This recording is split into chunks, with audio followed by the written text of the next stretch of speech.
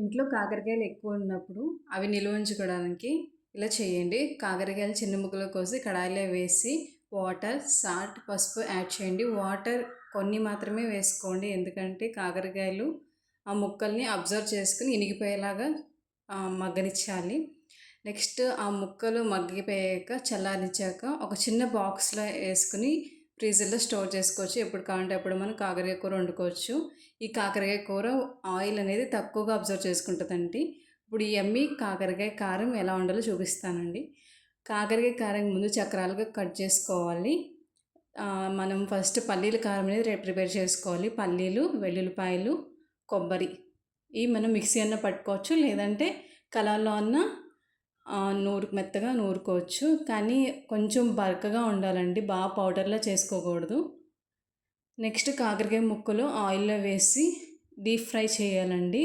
మనం పల్లీల కారం చూపిస్తున్నాం కదండి, ఇలా బరకగా మనం మిక్సీ పట్టుకోవాలి.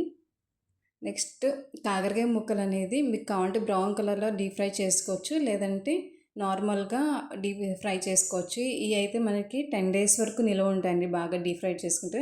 డీప్ ఫ్రై అయిపోయాక మనం ఉల్లిపాయలు, అలాగే ఎండుమిరపకాయలు, కరివేపాకు ఈ మెయిన్గా వేసి వేగనిచ్చేసేసాక నెక్స్ట్ కాకరకాయలు వేసి మనం మిక్సీ పట్టించిన పౌడర్ వేసుకోవాలండి. ఈ కాకరకాయ కారానికి మెయిన్ టేస్ట్ ఇచ్చేది ఉల్లిపాయలే అనేది. ఉల్లిపాయలు కంపల్సరీగా యాడ్ చేసుకోవాలండి. మనకి ఇష్టం ఉంటే లాస్ట్లో షుగర్ కూడా యాడ్ చేసుకోవచ్చండి, లేదంటే స్కిప్ చేసేసుకోవచ్చు. నెక్స్ట్ మీకు కారం, ఉప్పు సరిపోయిందో లేదో చూసుకొని యాడ్ చేసుకుని నచ్చితే వీడియో నచ్చినైతే లైక్ చేయండి, సబ్స్క్రైబ్ చేయండి.